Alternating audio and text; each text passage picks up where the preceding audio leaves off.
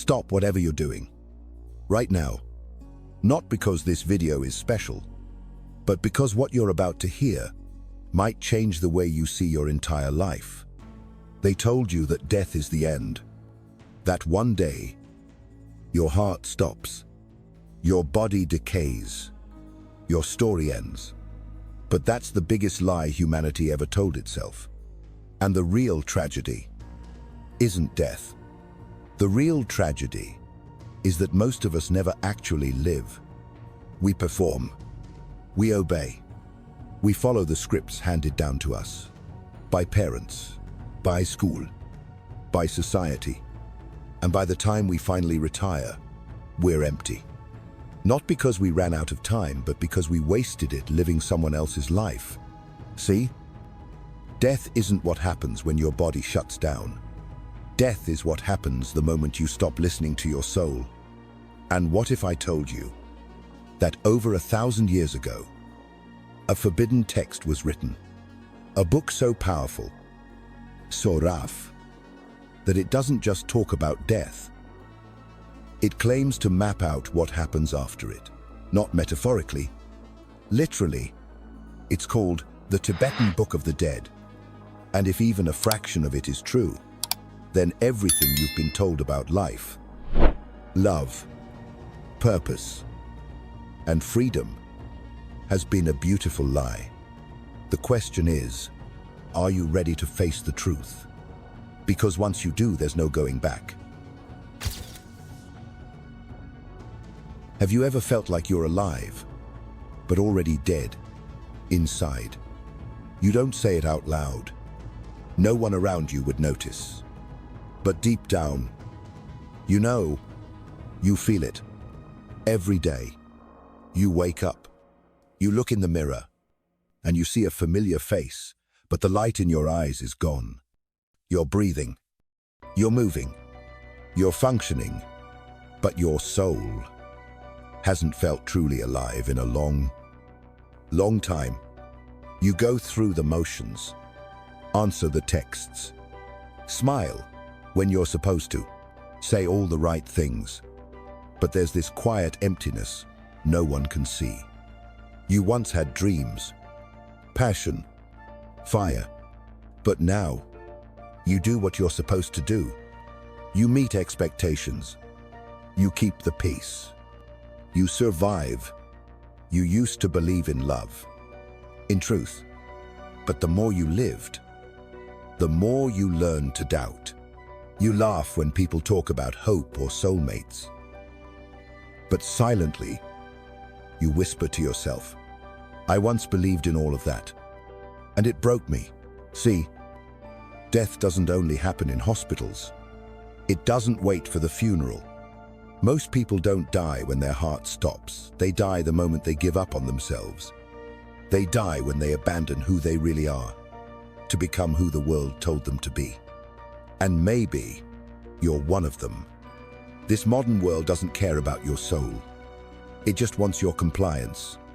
It wants you productive, silent, predictable. And if you start to question anything, it shames you back into line. So, you wear the mask.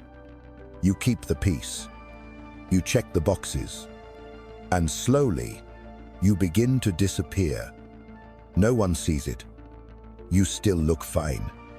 You still get things done. But at night, when the noise dies down and the world goes quiet, you feel the hollowness. You feel the ache of a life unlived.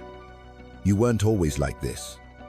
There was a time when you were brave, curious, loud, alive. A time when your soul screamed with ideas, hunger, and beauty. But the world trained you to suppress that voice, to be polite, to be likable, to fit in.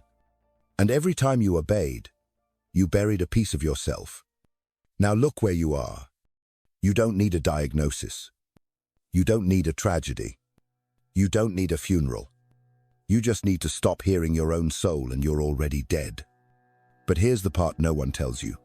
If you're still here, listening, if you've made it this far, then something inside you is still alive.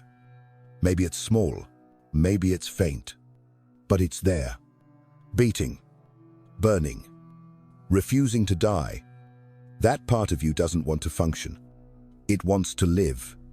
It wants to feel, to explore, to love without fear, to walk away when something breaks your spirit, to scream when something's unfair, to choose a life you actually believe in. The question is, will you let that part wake up again?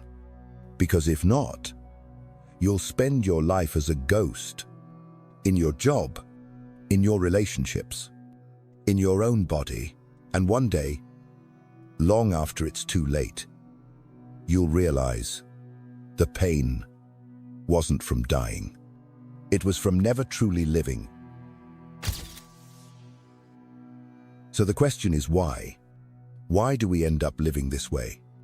Why do we slowly die inside, while still appearing functional on the outside? The answer isn't fate. It isn't weakness. And it isn't because you failed at life. It's because you were trained to die. Programmed. Conditioned from the moment you were born.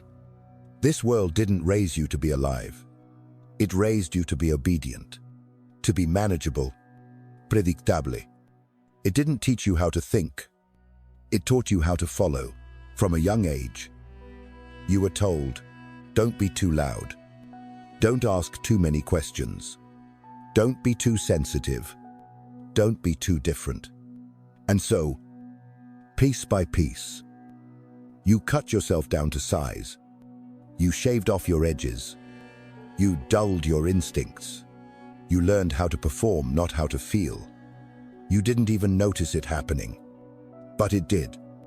And now, here you are, wearing a smile that doesn't belong to you, following a path that doesn't excite you, surrounded by people who don't really know you because you don't even know yourself anymore.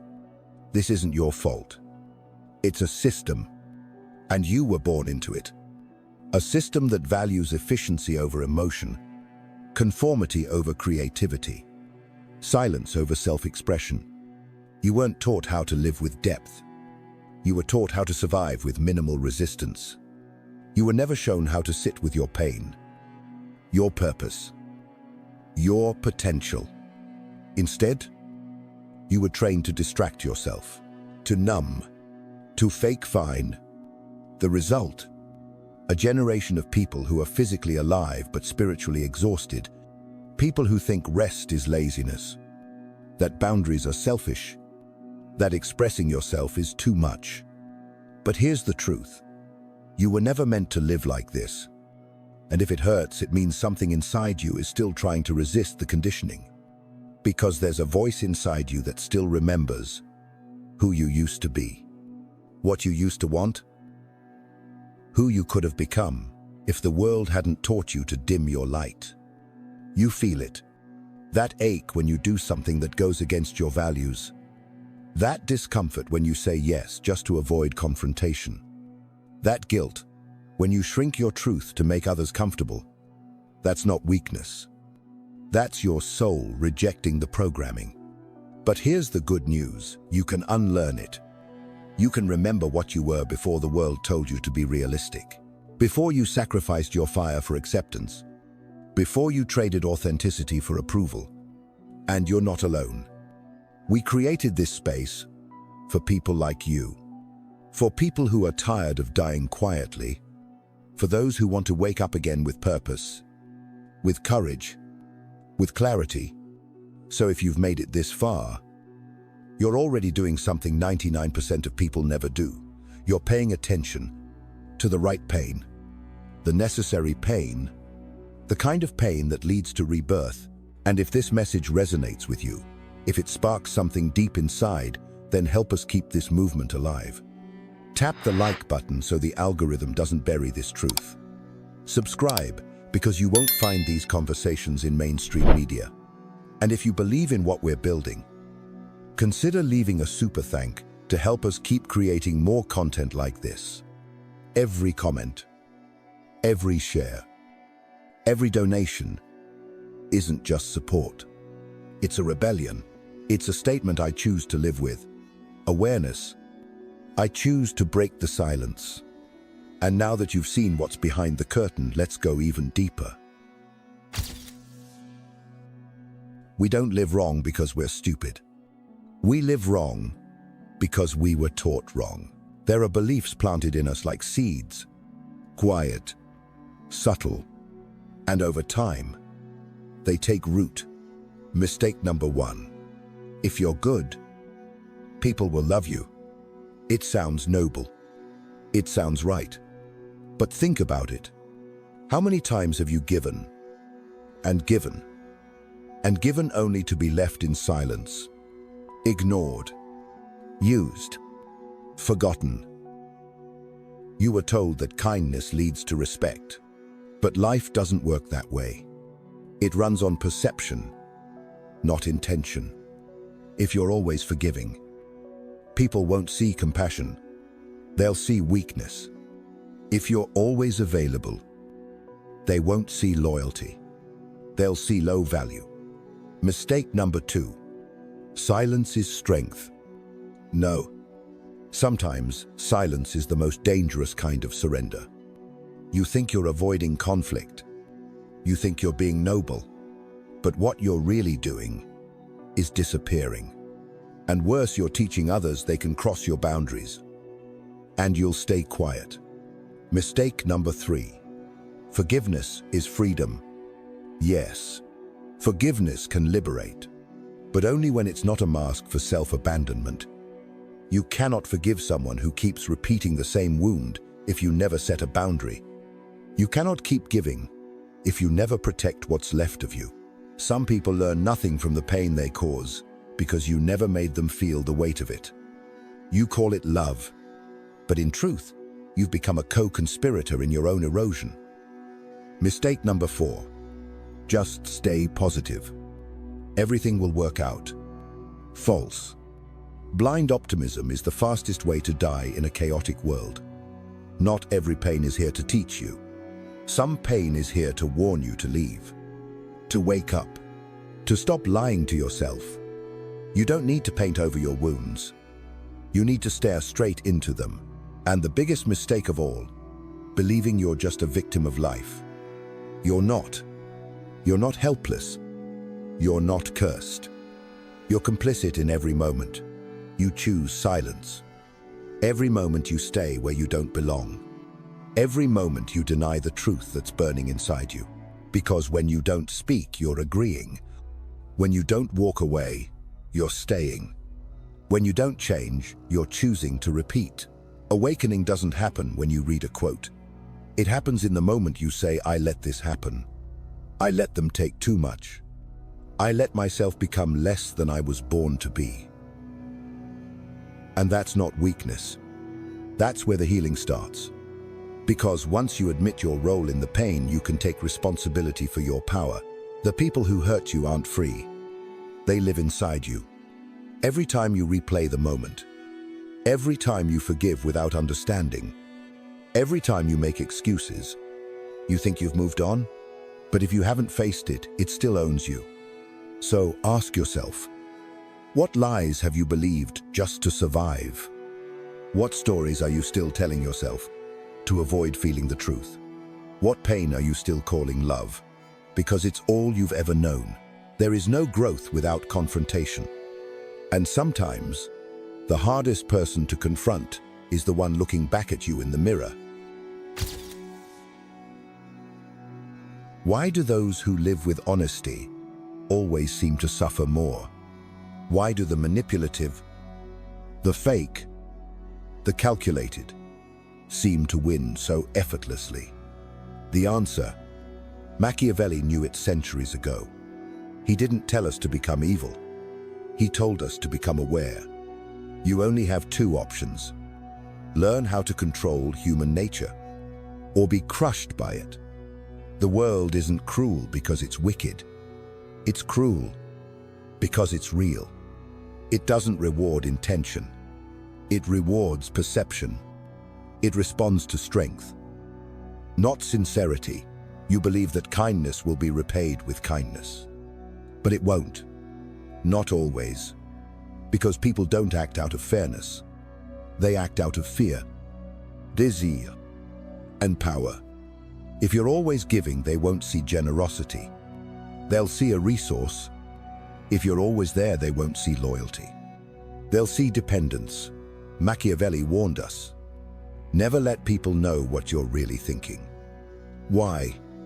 Because power lives in mystery, in restraint, in self-control. When people can predict you, they can control you. When they know what you want, they can use it against you. He didn't preach darkness. He exposed reality. He stripped away illusions. The one who tries to be good in all circumstances will be destroyed by those who are not. This isn't cynicism. It's strategy. Don't walk into a battlefield with nothing but good intentions. Don't expect mercy from those who feed off your guilt. Machiavelli understood this. The world doesn't care if you're good. It only respects those who command their space. If you want to be free, you must know the rules of the game. Not to exploit others, but to protect yourself, because if you don't know how power works, you will become a pawn in someone else's plan. Not everyone who smiles at you wants the best for you. Not everyone who stands beside you intends to stay. You must learn to read beyond words, to sense motive, to watch for patterns, not promises.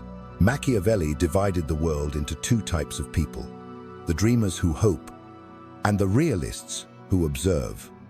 If you're still clinging to the idea that your goodness will save you, you're not observing, you're hoping. And hope, without clarity, leads to heartbreak. No one remembers the overly kind. They remember the one who set boundaries. The world doesn't need more softness. It needs more self-awareness. People who can walk away. People who can say no without guilt. People who can lose approval and still keep their soul intact. You don't need to become cold, but you do need to become clear. You don't need to manipulate, but you must not be manipulated. You don't need to become feared, but you must become respected. This isn't about cruelty. This is about clarity. This is about surviving a world that feeds on emotional unpreparedness. Machiavelli didn't write to inspire tyrants. He wrote to protect thinkers. He gave us the lens to see the game so we wouldn't get devoured by it. Because the one who understands power doesn't have to chase it. Now that you've seen the truth, you stand at a choice. You can go back. Back to routine. Back to comfort. Back to illusion. Or you can step forward. Into discomfort. Into clarity. Into something most people never reach. Sovereignty. But understand this. Awareness is not transformation. It's only the doorway. The real shift begins when you break the contract you made with helplessness. When you stop saying, "This is just how I am. This is just how life works," and start asking, "Who taught me that? Who benefits when I stay small, silent, and confused?" Here's the truth. Most of the pain you carry isn't yours. It was installed by parents who feared rejection, by schools that punished originality, by cultures that valued obedience over authenticity. And so, you built a personality around survival. You became who you had to be to avoid abandonment, to earn approval, to feel safe. But now that identity is cracking, the mask is slipping, and what's surfacing is not weakness. It's the real you, the version buried beneath performance. This is where most people panic. They run back to the pain they know because it feels safer than the freedom they don't understand. But not you. Because if you're still here, you're ready. Ready to unlearn. Ready to question what you once called truth. Ready to stop worshipping the old gods. Approval, familiarity, acceptance, and instead to meet a version of yourself that no longer begs to be seen. Because let's be honest, the version of you they could manipulate was never the real you. The version of you that settled for crumbs wasn't operating on wisdom. It was operating on wounds. And that's where the shift begins. You stop asking, how do I get people to treat me better? And start asking, why did I tolerate mistreatment at all? You stop asking, what can I do to be loved? And start asking what part of me thought love meant silence. Control. Or self-erasure. That's the difference between self-help and self-sovereignty. Self-help patches symptoms. Self-sovereignty addresses the source. It doesn't make you feel better. It makes you see clearer. And once you see the pattern, you can break it. And once you break it, you stop being food for predators. Here's what changes. You no longer chase validation. You protect your energy. You stop explaining your worth. You embody it quietly. You exit conversations that feel like negotiations. You no longer beg to be heard by those committed to misunderstanding you. You let go of closure as something external. Because now, you understand. Closure is chosen, not given. And above all, you stop apologizing for your clarity. You don't soften truth to ease discomfort. You don't dim boundaries to appear loving. You don't shrink so others can feel bigger. Let them call you cold. Let them say you've changed. Let them walk away. Because the cost of being liked is far too expensive.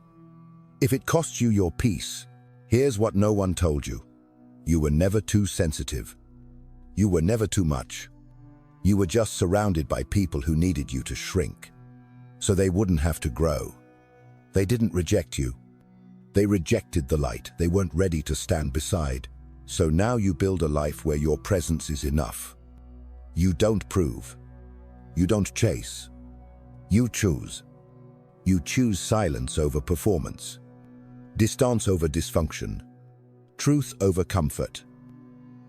And yes, this path is lonely at first. You will lose people. But what you gain is yourself. And from that place, you stop surviving. You start commanding. You don't ask for respect. You become someone whose presence makes disrespect impossible. You don't hope for peace. You create it. By eliminating anything that threatens it, this is the new mindset. It's not built on need, not built on hope. It's built on sovereignty, on a quiet, steady knowing that you no longer play by rules that were never written for your freedom. You're writing new ones, with silence, with clarity, with power, the kind of power that doesn't shout because it doesn't have to. It's one thing to shift your mindset. It's another to live it.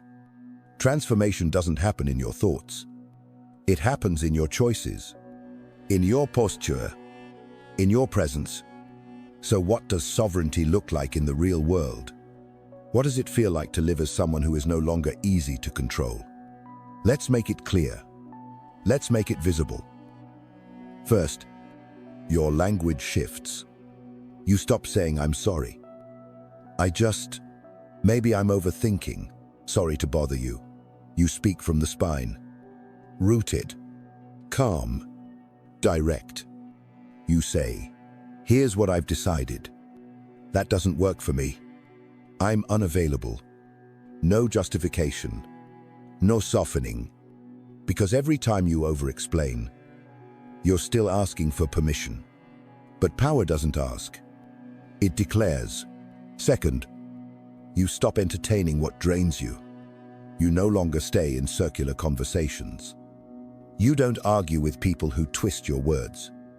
You don't explain truth to those who benefit from misunderstanding it. You don't chase chaos to make it behave. You don't wrestle immaturity with maturity. You don't give your peace away just to appear polite. You stop texting back just because they messaged. You stop saying yes just to avoid guilt. You stop apologizing for needing silence. And here's what happens. You begin to feel your power returning. Not because someone gave it to you, but because you stopped bleeding it out. Third, you become ruthless with your time. You understand time is the currency of your life. Every yes is a transaction. Every hour is a vote. So you stop filling your calendar with distractions. You stop being available for everything and everyone. You stop using busyness as a badge of worth. Instead, you protect your mornings like sacred ground. You turn off your phone when your piece is in session. You say no without guilt. And yes, without apology. Stillness becomes your edge, not chaos. Fourth, your relationships shift. Fast. People will notice the change, and not all of them will applaud. Some will say you're cold. Some will say you've changed. Some will call you selfish. Good. That means the old version of you, the one they could manipulate, is gone. Because here's the truth. If they only loved you when you overextended, they never loved you. They loved access. So when you draw a boundary, don't explain. When you raise your standard, don't apologize.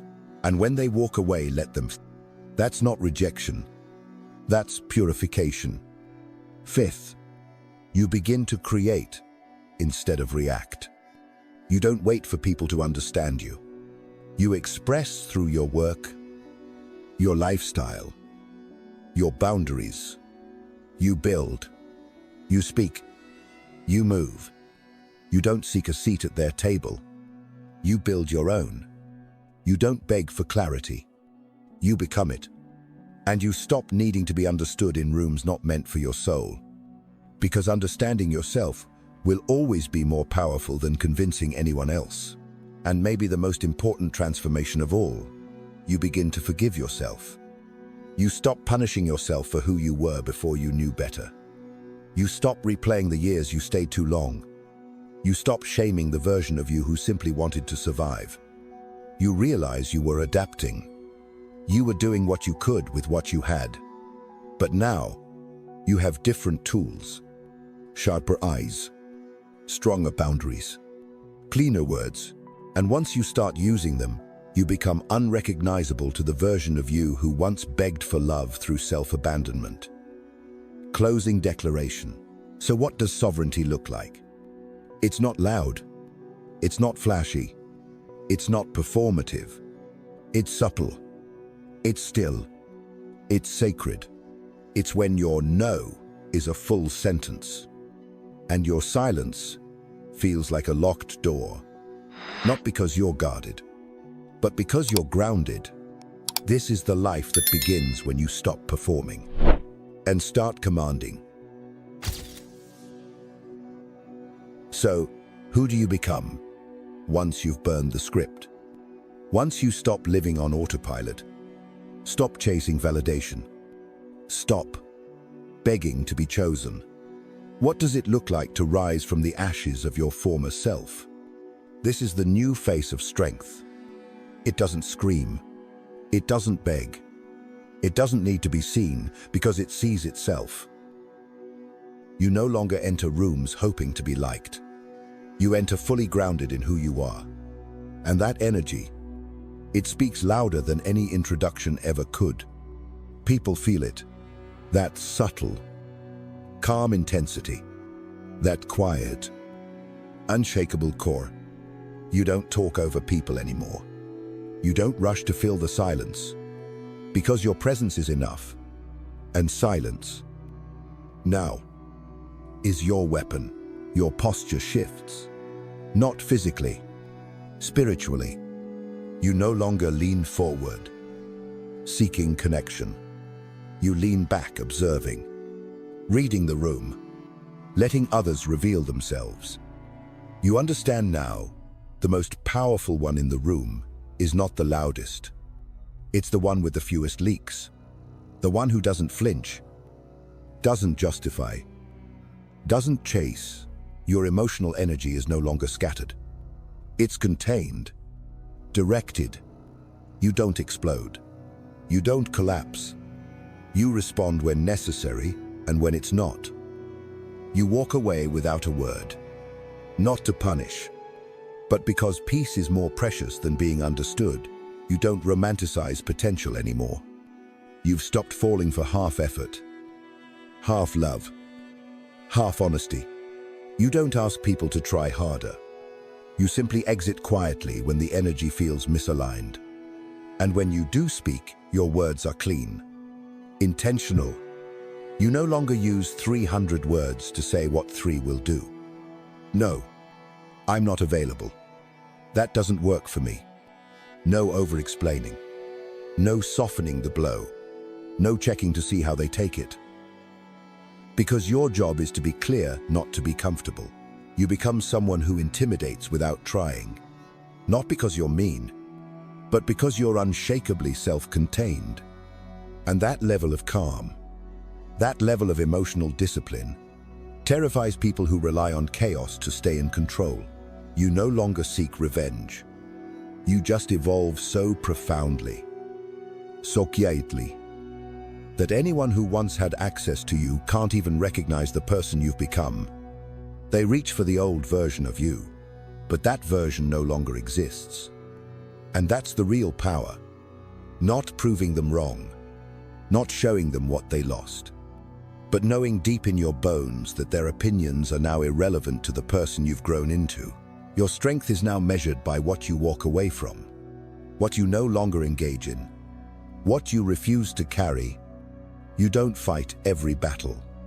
You don't need closure from people who live in denial.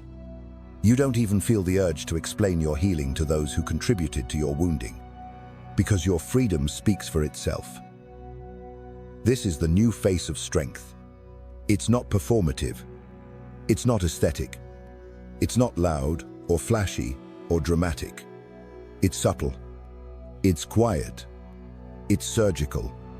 And it's visible in the smallest details, in how you protect your time, in how you guard your peace, in how you choose solitude over small talk, in how you light your own fire without needing someone to watch it burn. You no longer build relationships out of loneliness. You build them from overflow. You no longer explain your value. You embody it. You no longer confuse being chosen with being safe. Because now, you choose yourself. And that choice ripples through everything. There is no drama here. No desperate need to prove you've changed. You just live differently. Love differently. Speak differently. Move differently. And those who are meant for this new version of you, they'll rise to meet you. The rest will fade quietly. This is the final transformation. Not into someone harder, but into someone sharper, more whole, more aware. You no longer fear loss because what left you was never strong enough to stay. You no longer fear loneliness because you've met yourself and you like the person looking back. And you no longer fear death because now you're finally alive. You've heard the words, you've felt the tension, and now you stand at the edge of something irreversible. This isn't just the end of a video. This is the end of the version of you who tolerated too much, who doubted too often, who begged, explained, softened, and shrank just to stay safe. That version is done, buried, and in its place is someone different. Someone dangerous, not to others, but to the systems that used to control you. You no longer seek peace through pleasing. You no longer barter your worth for breadcrumbs. You no longer confuse being nice with being whole. From this moment on, your silence is intentional.